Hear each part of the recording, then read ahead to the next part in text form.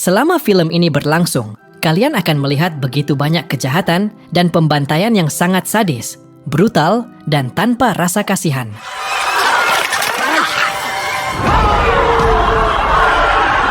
Semua itu dilakukan oleh antar suku pedalaman atas ulah raja-raja yang saling berebut wilayah kekuasaan, dan juga panglima perangnya yang saling berebut tahta dan jabatan. Lembaga Academy of Motion Picture Arts and Science yang berlokasi di Amerika Serikat menobatkan serial film ini menjadi serial film terbaik di tahun 2025. Bahkan, film ini juga mengalahkan film-film suku pedalaman dan juga film sejarah kisah nyata yang pernah ada.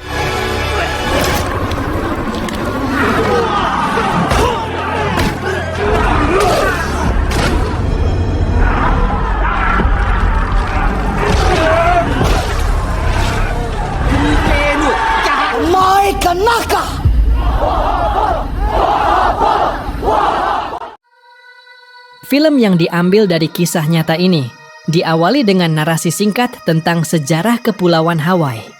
Di akhir abad ke-18, kala itu rakyat sudah hidup makmur dalam kedamaian. Namun, mereka dipisahkan oleh 4 kerajaan yang disatukan oleh perairan. Kerajaan tersebut adalah Kerajaan Oahu, kemudian Kerajaan Kauai, Kerajaan Maui, lalu Kerajaan Hawaii. Mereka semua dipisahkan para kepala suku yang licik dan perang yang terus-menerus tanpa akhir.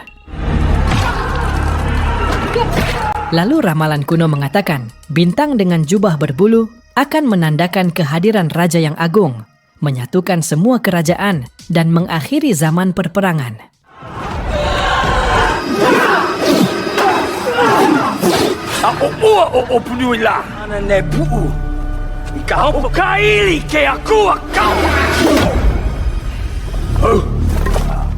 Setelah beberapa generasi, akhirnya pertanda tersebut telah muncul.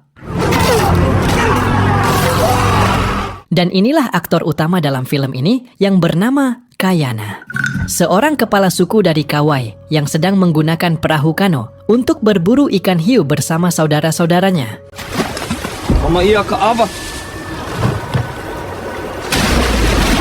Kayana nekat membawa ikan sebagai umpan untuk mengundang kehadiran si ikan hiu agar mendekat ke arahnya. Dan setelah itu, inilah yang dia lakukan.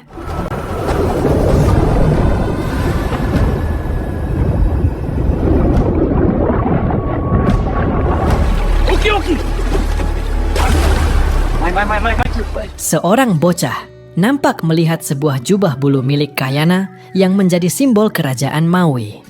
Rupanya, Kayana menolak disebut sebagai kepala suku, dan dia tidak mau lagi disebut berasal dari kerajaan Maui.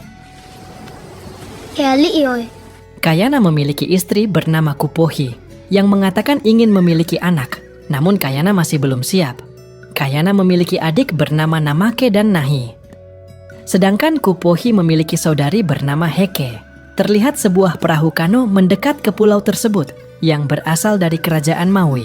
Mereka langsung mempersiapkan diri, khawatir jika kerajaan itu akan melancarkan serangan. Di sini terungkap fakta bahwa Kayana ternyata mantan putra panglima perang dari kerajaan Maui yang memilih untuk membelot dari kerajaan dan tinggal di pulau tersebut bersama sukunya. Utusan tersebut mengatakan Kayana harus menemui Raja Kahekili. Bahkan, salah satu dari anggota tentara mereka berniat akan membunuh Kayana jika dia menolak perintah ini.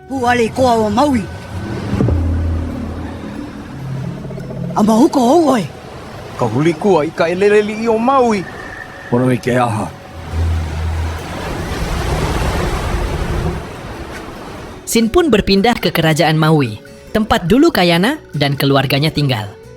Kedatangannya disambut oleh Pangeran Kupule atau anak dari Raja Kahekili, penguasa kerajaan Maui. Dan inilah sosok Raja Kahekili yang sedang melihat tentaranya berlatih perang.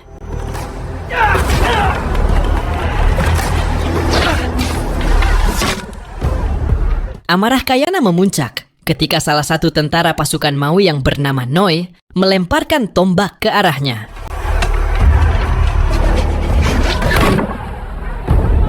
Dan inilah aksi yang dilakukan oleh jagoan kita.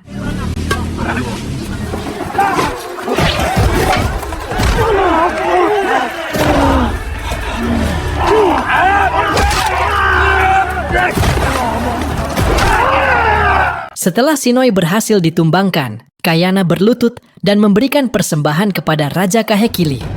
Di sana dia mengatakan bahwa ayah Kayana sebagai panglima perang telah menyelamatkan kerajaannya lebih dari sekali, bukan tanpa alasan.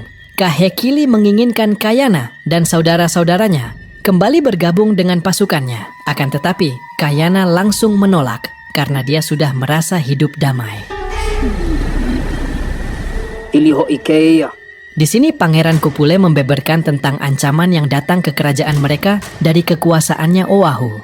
Dia mendapat informasi dari mata-mata bahwa pasukan mereka 2 kali lebih banyak dari pasukan Maui. Tapi Namake merasa tidak percaya karena Raja Hahana hanyalah anak-anak yang selalu berjanji setia kepada Raja Kahekili.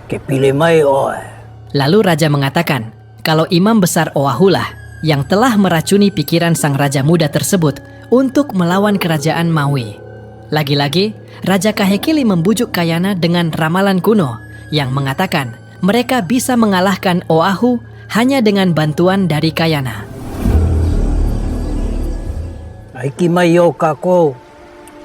Singkat cerita, Kayana dan 2 saudaranya kembali pulang. Mereka menceritakan kepada istri dan anggota suku lainnya tentang keinginan raja, sehingga terjadi perdebatan pendapat di antara mereka karena Kayana sebenarnya tidak ingin mengikuti dan mengabdi lagi kepada raja. Tapi ramalan itu menyebutkan dengan perang ini maka perdamaian akan benar-benar terjadi di seluruh Hawaii.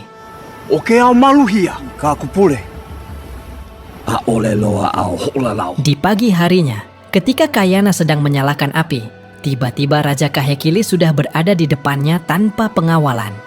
Karena menganggap ayah Kayana sebagai panglima perang dan juga sahabatnya, Raja kembali membujuk Kayana agar bergabung bersama pasukannya dalam melawan Oahu.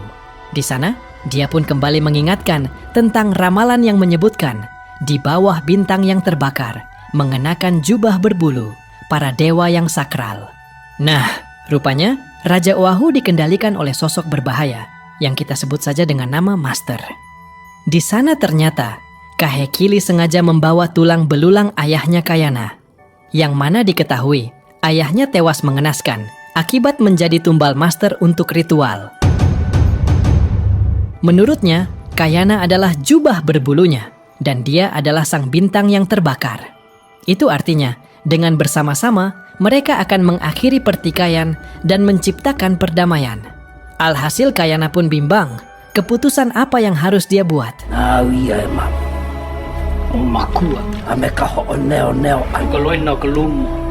Saat sedang merenung sendirian, Kayana lalu ditemui oleh Taula, seorang peramal kepercayaan Kahekili.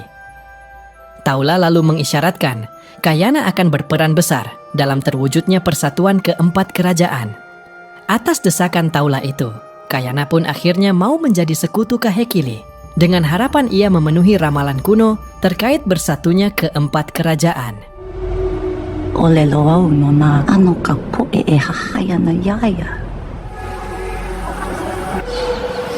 Kayana dan Kahekili lalu mendiskusikan strategi melawan Oahu. Rupanya, Kayana terpilih menjadi panglima perang.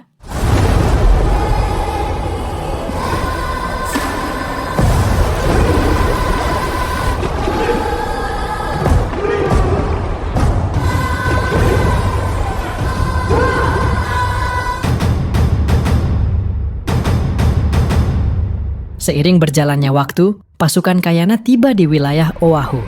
Mereka lalu berjuang menyingkirkan para prajurit Oahu di tengah perjalanan menuju kuil. Sedangkan pasukan Kahekili akan bertindak sebagai pengalih perhatian.